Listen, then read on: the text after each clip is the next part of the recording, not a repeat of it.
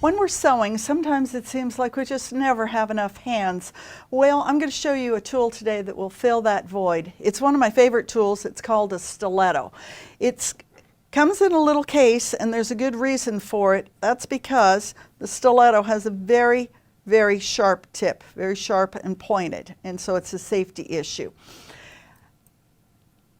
If you notice on the top of the cap, there is a little loop there, and that's so you can put a lanyard or a ribbon on it if you want to wear it around your neck to keep it more convenient while you're sewing.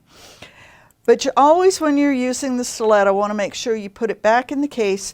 One, so you don't get hurt or somebody else doesn't get hurt with a sharp tip. Number two, you don't want this dropping on the floor. It's kind of like your knives. You want to protect the tip at all costs, so always put it back in its case.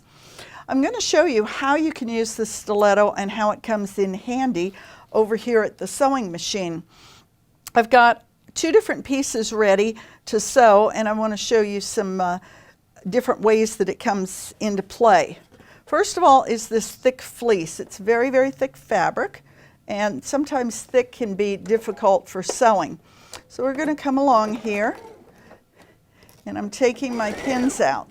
Because I'm having to take the pins out, sometimes the seams come up. So that's where the stiletto comes in handy. I can simply use it as another set of fingers and guide the fabric under the sewing machine.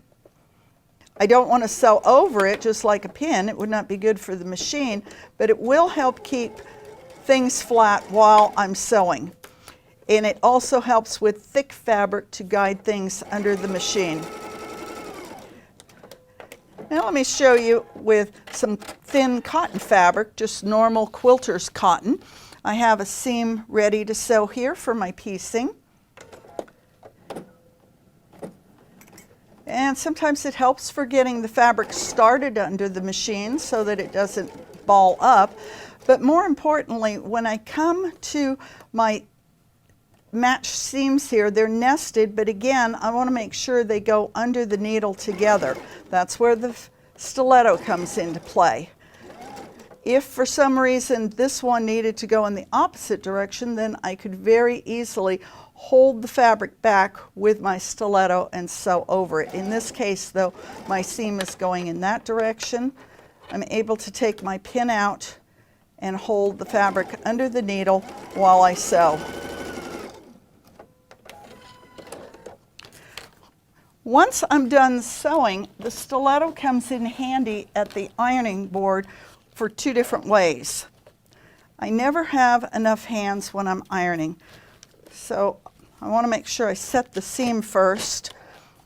But now, let's say this is a part where I'm wanting to press a seam open. Even though it's quilting, I want to press it open. The stiletto is really nice with a 1/4 inch seam, helping me get it started and getting the seam apart so that I can come in here and iron. That's one use of it. It's another little set of hands. The other place that I find it's very handy at the ironing board with sewing or with quilting is when I'm doing a miter. As you can see, I've got this sort of down.